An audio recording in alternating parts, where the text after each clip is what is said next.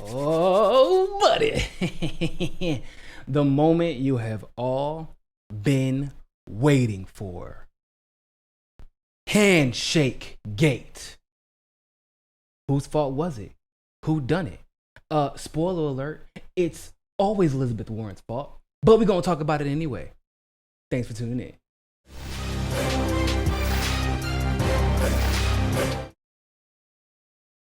Now, unless you have been sleeping under a rock, you, even if you didn't watch the debate, saw what happened at the end of the debate. Everybody did. And if you did not see what happened, well, luckily, I got something for you. Let's check it out. Let's see what happened.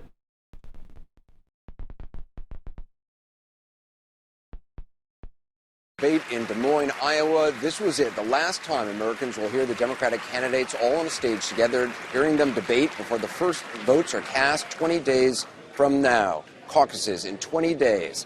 6 candidates on. Let's run that back one more time. Debate in Des Moines, Iowa. This was it. The last time Americans will hear the Democratic candidates all on a stage together, hearing them debate before the first votes are cast 20 days from now. Caucuses in 20 days. 6 candidates on. Yeesh. Oh, man. That didn't look good. That did not look good at all, ladies and gentlemen. Now I know what everybody's thinking. Let me go back to the clip. Matter of fact. I know what everybody's thinking.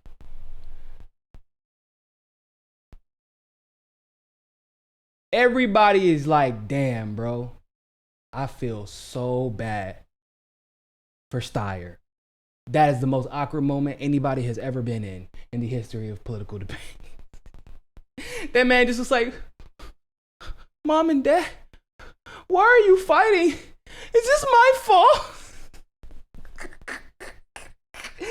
Bruh. Tom Steyer look at, he's like trying to chase Bernie down. Like, I want a handshake, Bernie. Can I have a handshake? Look at his. Bernie like, bro, get out of my face. Oh my God. You're not gonna win. Oh man. That's everybody. Nah, but in all seriousness, Elizabeth Warren decided after Bernie, which is more than I would have done, was still cordial enough to try and shake her hand. Guess what Elizabeth Warren decided to do instead? Oh no. I wish I could read lips. I really do. I don't know what was said. And I'm not going to pretend like I know what was said, but what I am going to do is give a rendition of what I hope was said. All right, ready, set, go. Well, Bernie, I thought we agreed. You are supposed to roll over, let me say what I want to say, and just not tell. Why would you tell people that you tried to get me to run for president? Why would you do that? If they believe that statement, Bernie, then no one will believe that I'm a fighter, because that means I didn't fight when you asked me to fight, Bernie, and I'm a fighter. That's what I keep telling everybody.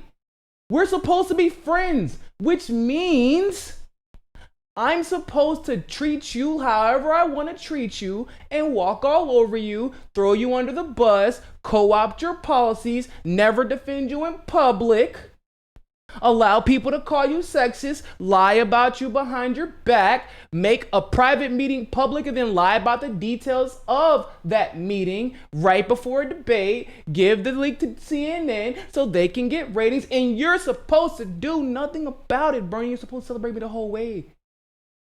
What the hell, bro? I'm not shaking your hand. Whoa, Elizabeth. I used to call you my dear friend. I did. But you are no friend of mine. It's not what you do to friends. Well, Bernie, oh, no. We're going to talk, but we're not doing this here. We're not doing it here.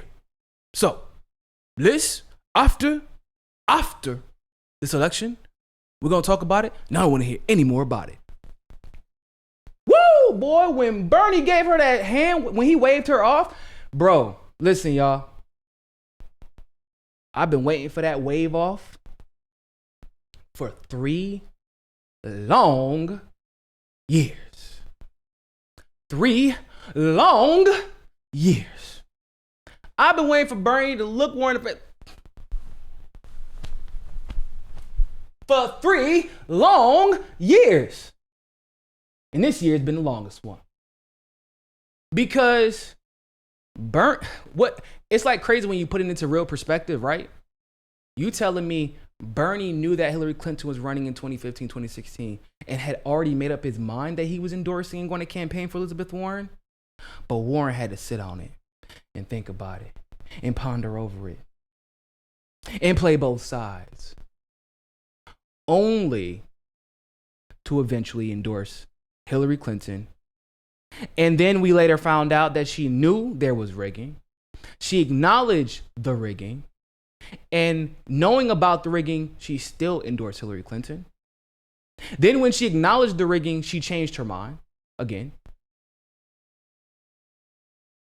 Then she never supported Medicare for all. Then she all of a sudden supported Medicare for all, or single payer health care in general. Now she's against any type of intervention in Iran, when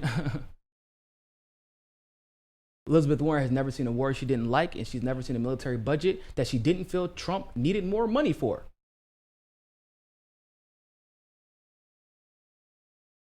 There have been a lot of times that Bernie Sanders has asked Elizabeth Warren to stand with him, not just in policy, or not just in name, not just on TV when you can get a bunch of credit for it. You can get a bunch of Twitter followers because you got some cute sound bites. No, he asked you to stand up substantively. Why weren't you? You know who was campaigning around the country with Bernie Sanders all of 2016, and then after 2016? Nina Turner. That's who was an ally. You know who was campaigning with Bernie all of 2015 and 2016 too? Tulsi Gabbard. That's an ally. That's an ally.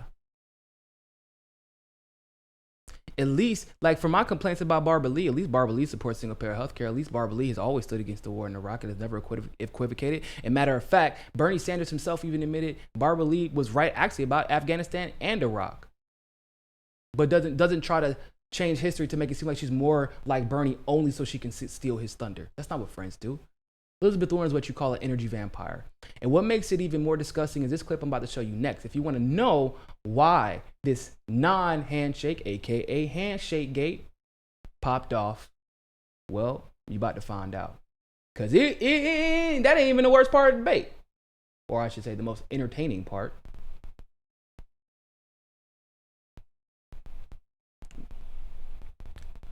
Oh man, just find your center, right? Find your inner peace. You got to get your toasty on. Center your aloha, okay?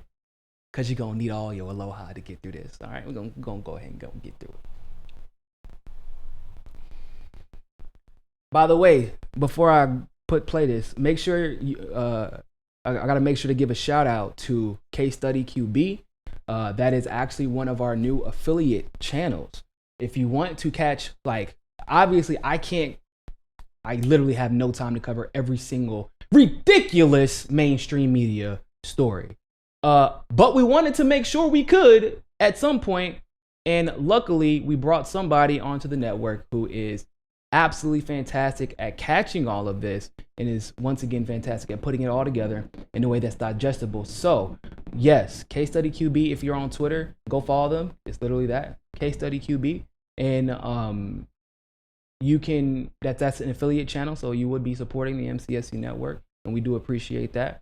And Adrian puts in a lot of effort to doing this, hours and hours and hours out of his day, to putting these clips together for you guys. And this is something that we both felt was very, very important to do. So we have not only Case Study QB for Twitter, but also Case Study QB for YouTube. So make sure that you go follow them on YouTube as well. He's the one who literally grabs these clips as soon as we need them. So just wanted to give a shout out to that. Case Study QB, Twitter and YouTube. All right, let's check this out. Senator Warren confirmed in a statement that in 2018, you told... Pause. Let's just go ahead and confirm. She didn't confirm. Elizabeth Warren alleged, or she confirmed an allegation. She couldn't confirm because apparently there are only two people in the room. It was a private conversation. But that's CNN. Let's continue. Her that you did not believe that a woman could win the election. Why did you say that? Well, as a matter of fact, I didn't say it. Why did you say that? Man, I know I don't expect CNN to be responsible in their journalism. I know I don't expect them to be unbiased. I know, but it's still a little bit, a little bit of expectation there. Like, hey, I would at least expect them not to want to get sued for slander. At least that, right? At least that. Glory, thanks for the super chat. The new CBA for the WNBA has higher salaries, better travel conditions, and paid maternity leave. That's dope as hell. Some good news for the women today. Man, hey, in the WNBA, they be balling, bro. They deserve it. And I do got to give a huge shout out to the NBA community for like the male NBA community for being so incredibly supportive. I've been like, they even have WNBA players who once they finish, or sometimes even in the middle of their season now, they're commentators while playing in their during their season, which gives some of the better players the better players and very educated players who also are great at what they do when it comes to their commentary. It gives them a chance to earn two incomes, and that it's sad, but the income that they probably get from working on ESPN or FS1 probably more than what they would get paid in the NBA or the WNBA. But it's dope that people, the NBA players and the NBA analysts, are going to bat for them and giving them those opportunities. So that's huge news for the WNBA. Some positive news, some good news, and that's it's funny. That's a cause that I've actually advocated for quite some time. Every time I'm talking about sports. It's crazy how people will harp on what's not being done when they want to use it to their advantage for any given marginalized group. But then, like Glory said in my last video, and she gave a super chat then too, that the people who try to make the biggest deal about this, like Twitter right now is trying to claim everybody's sexist, but nobody is celebrating the victories that women have worked hard to achieve. So thank you, Glory, for bringing attention to that. And I don't want to waste a whole lot of time on this because this is what Donald Trump and maybe some of the media want. Anybody knows me, knows that it's incomprehensible that I would think that a woman could not be president of the United States. Go to YouTube today. There's a video of me 30 years ago talking about how a woman could become president of the United States. You're saying that you never told Senator Warren that a woman could not win the election. That is correct.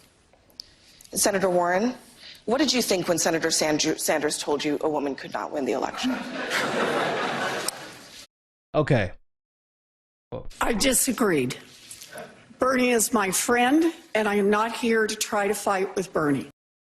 Senator Warren confirmed... Bernie is my friend, and I'm not here to try and fight with Bernie. So there's a few things wrong with this. Well, first of all, once again, I got to give a shout out to Adrian and Case Study QB. Because they did, I'm sure they tried their damnedest to get the right clip. But of course, this is MSNBC and mainstream media, so they're absolutely not gonna give you the full clip. And the full clip would be Bernie goes on a tangent about not only his own personal record advocating for women, but also guess who endorsed Elizabeth Warren in 2015? And was a leader in the movement to try and in the Senate, in the legislature, to try and get Elizabeth Warren to run against Hillary Clinton.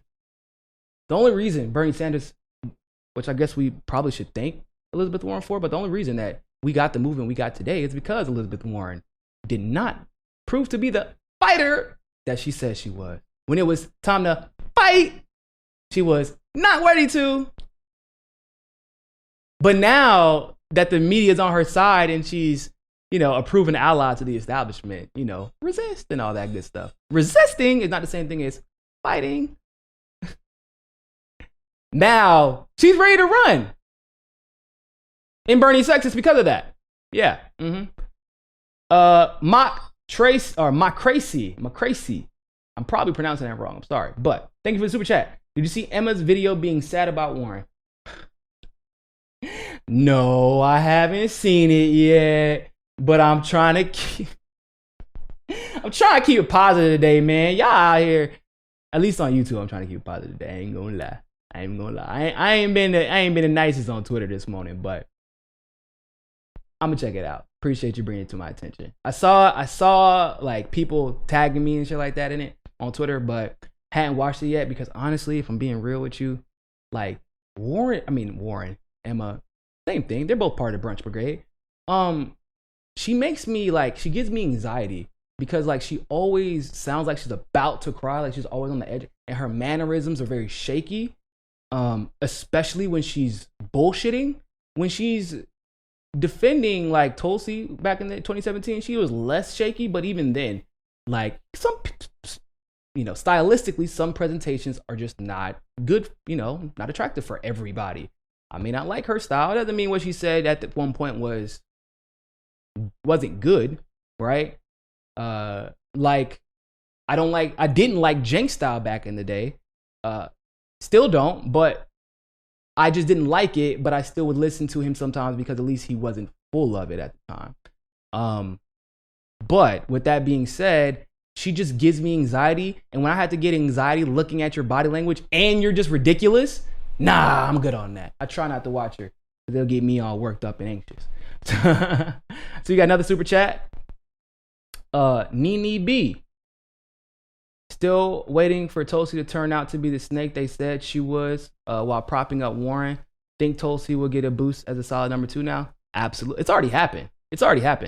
I can say pretty confidently that 95% of the people who were kind of like on the fence about Tulsi as a number 2 or just didn't want her as a number 2 for reasons that we're not going to talk about right now, they've all, 95% of them they're like, what the hell were we thinking? And that's just like I said, I have a pretty good pulse on the progressive movement just because I have such a diverse crowd. Very thankful for that. And my crowd has not steered me wrong. They helped me predict the 2016 election. So, and individual states and how they would go and election rigging and even Warren. A lot of the stuff we were getting about Warren, we were led to that through the research done by our diverse following. And even though some of those people like the channel, they would say that they liked Warren as their second, or we'll call her progressive. And they had their issues with Tulsi, but now the tide has shifted. And that's because I believe that it wasn't just Warren being a snake, but it was also Tulsi answering the bell once again. And I think that the combination of Tulsi's pattern of answering the bell when it was time, combined with Warren being just ridiculous when it was clearly convenient politically for her to do so. Because let's be real, right? If Tulsi wanted to win president, and she has a very good chance to win New Hampshire, a decent chance to place top 3 in Iowa, and a very decent chance to place top 3 in South Carolina. Iowa, because she's just done some damn good campaigning there, and they're a very unique state, and caucuses always tend to favor the progressive candidates. New Hampshire, open primary, independent libertarian leaning. South Carolina, where she's done some of the most campaigning, invested the most of her money, and it's an open primary state as well. Like, she had everything to gain by not defending Bernie Sanders politically. But her integrity is worth more. Her friendship with Bernie is worth more. Her loyalty is worth more. And if you can tell, even if you disagree with this, she's not going to let anybody be slandered. If she can personally attest to something, she's never going to let it happen. Doesn't matter if you like the candidate or not. She's not going to let anyone be slandered wrongfully. And when you're talking about slandering her friend, oh no. Nope. That would never. She won't have it. She won't have it. So, who's further left, Tulsi or Abe? Abe is creative. I mean, he's not. He believes in his wife. He's educated. Don't get me wrong. He's a leftist, I guess you would say. He's never demonstrated it, but he believes in his wife. It is actually amazing to see how he lets Tulsi guide him through this. And I'm actually very thankful that Abe has now taken what he has learned from his wife and is began to be a leader now, right? Because before he was always behind the scenes in the campaign, even on Twitter. But now he comes out swinging. I love it. I love it. Abe is Tulsi's pretty boy husband if you haven't seen him. He's also the one who does all of her videos, all the live streaming. He and AJ, his partner, and then they have a good creative team around them too. So big shout out to Abe. Abe's last name is Williams. Tulsi's last name is Gabbard. They did not have the same last name. Yes, we know. Tulsi is independent, and Tulsi has had a husband before. Didn't take his last name either. Tulsi is about her last name, and she loved. They're both very family oriented. I believe Abe's mother actually helps with the campaign, like left Hawaii to help with the campaign. So, yeah, I hope that answered your question. But back to this Bernie Warren nonsense and what just transpired. MSNBC didn't even play the whole clip of what Bernie said, which would probably actually explain why Warren was so mad. Because Warren, in front of the entire world, was exposed as a liar, one. Two, as a fraud. As a fraud. Because you're the one talking about you want to stand up to these big money interests who was favored by big money interests more than Hillary Clinton, possibly more than any other president in our presidential candidate. Didn't mean to call you president, Hillary. We know that is never a possibility. But in all seriousness, we know that there was never any other candidate more favored by the big money interests than Hillary Clinton. And yet and still, what happened? I thought you were a fighter. Oh, you were a fighter until it was time to fight the battles that are meaningful. When you realize you wouldn't be glorified on the television screen because it's Hillary Clinton, you would be ridiculed. You would be ignored. You wouldn't be able to grandstand and wag your finger at Hillary Clinton because then you'd be punished by the Democratic Party. And Lord knows, God forbid, Warren has to be rightfully critiqued. She just wouldn't know how to handle it.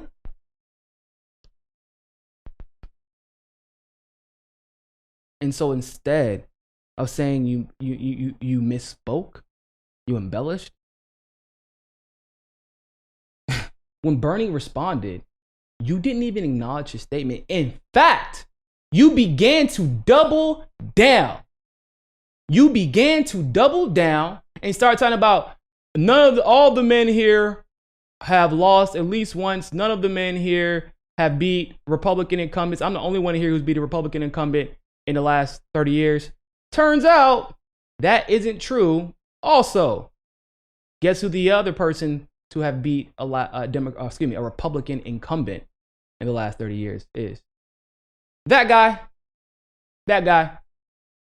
And he did it without the help of the entire Massachusetts Democratic establishment and the Obama administration and a Trojan horse organization that is the CFPB that was slipped through in order to pass Dodd-Frank, which, have you ever noticed, Warren never talks about that. She always talks about the finger wagging.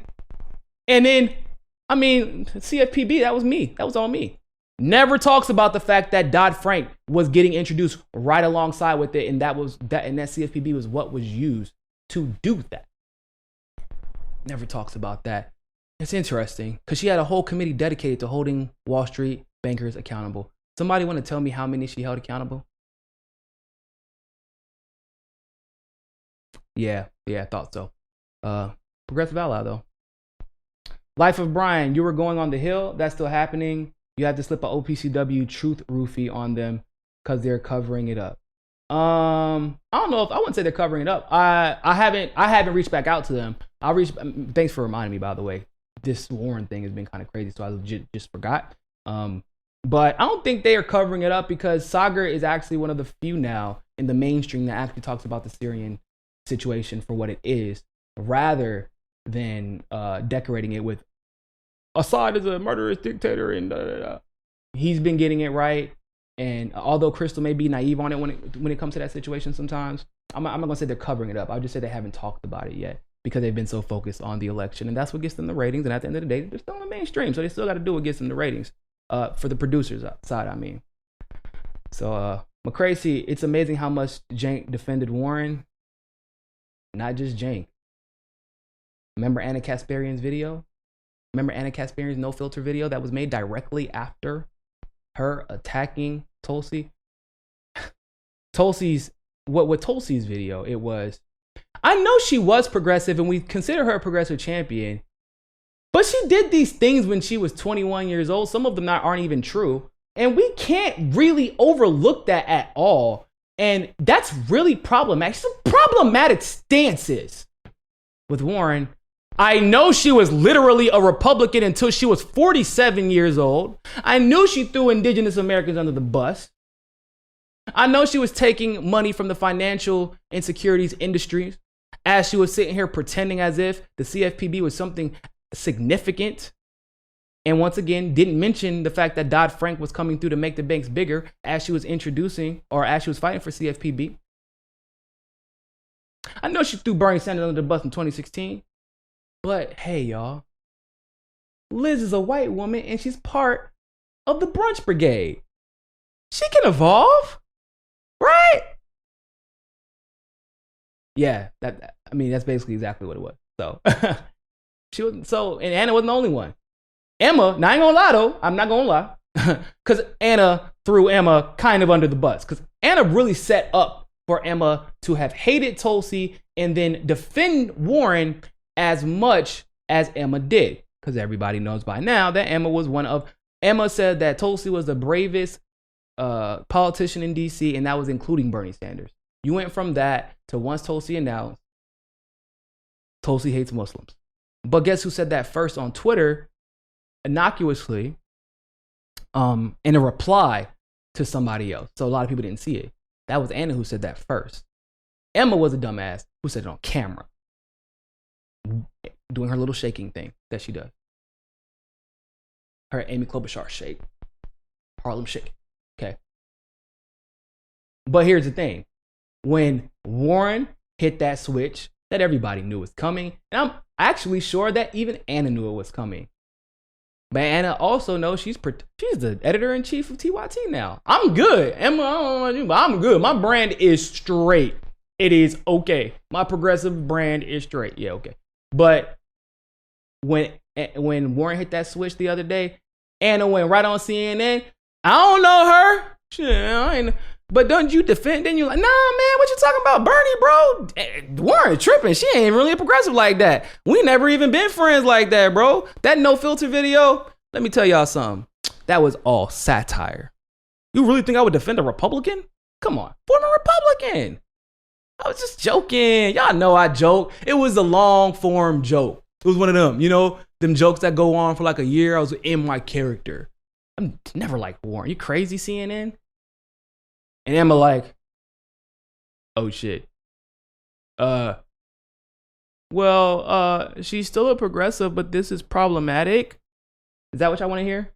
No, Emma, that's not it. Well, she's still, Bernie and Warren need to squash this because Biden could benefit.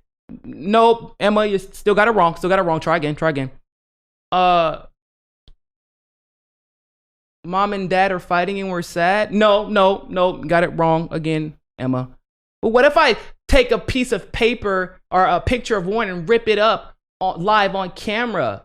Would that make you all, will that satisfy you all? Would that make you, no, Emma, because the fact that we had to explain to you why you need to do that. I mean, not literally do it, but at least feel the need to do that is the problem. And once again, it isn't just in a vacuum. It wasn't just in a vacuum. This was, I like Warren's a progressive. I just have disagreements. Compared to Tulsi hates Muslims. She's a crypto fascist. She's vying for a VP spot with Biden. She didn't really resign from the DNC because she was standing on principle. It was because of her ego. It was because of her career, which makes literally no sense whatsoever. That's why the movement is very concerned with you guys. That's why. Because in the same breath where you attack Donald Trump, or excuse me, Tulsi Gabbard for voting president on a clear impeachment, which we're going to cover later too, on an impeachment that was clearly political, was clearly for political games, and that's becoming more and more apparent. And I'm going to do a video today re-explaining exactly how I know, probably for a fact now, that this was always about Bernie Sanders, whether people wanted to acknowledge it. And I said on record multiple times, okay, the impeachment, if you voted yes, if you're supporting it, if you're fighting for it in its current form, don't confuse what can I impeach somebody for and assuming that's what the impeachment is about, because that's what people are conflating. Okay? This was always, I've been on record saying, to help Biden. And if you were supporting this impeachment, you were helping Biden at the expense of Bernie Sanders. I have said it over and over again, and I have a video of a senator who actually agrees with me, specifically in regard to Bernie. So I want to talk about that later on today too. Ultimately, I'm not gonna spend too much time on this right now because I have Fiorella coming on later. She's gonna talk about this. We got Katie Halper coming on tomorrow. We're gonna talk about this. Justin Jackson, the LA Chargers running back, who we've had on here before. You all know him. He's coming on. Talk about this today. We got a lot of people coming on today and tomorrow, and they're gonna give their different takes. And as you can probably guess, all these people were on the right side of history. And there's one thing that all three of them have in common, which is partially why I asked them to come on. Justin Jackson had always endorsed Bernie Sanders, but he had always fervently supported Tulsi Gabbard. Katie Halper has always supported Bernie Sanders, but she has always fervently defended Tulsi and supported Tulsi and would campaign for Tulsi just as hard. Fiorella, of course, endorsed Tulsi, endorsed Bernie, campaigns for Bernie, canvasses for Bernie. But at the end of the day, she defends Tulsi probably harder than anybody else but me. Somehow, some way, all of us saw Elizabeth Warren for what she was. And so that's why I selected those three to come on at various times to talk about the different aspects of this. So we're definitely going to talk about that. And also this weird thing about Elizabeth Warren being a snake, being sexist. We're going to talk about that too. I'm going to have that conversation with Fee today, because that's ridiculous. So with that being said, ladies and gentlemen, we're going to cut it off here. But stick around, because we're going to be right back. We'll give about 5 to 10 minutes. We got some more coming your way. I know y'all tired. I thought y'all going to be tired of seeing me. I said yesterday, I was like, bro, we got so much stuff to do. Ain't even enough time to cover it all, but we're going to get it done.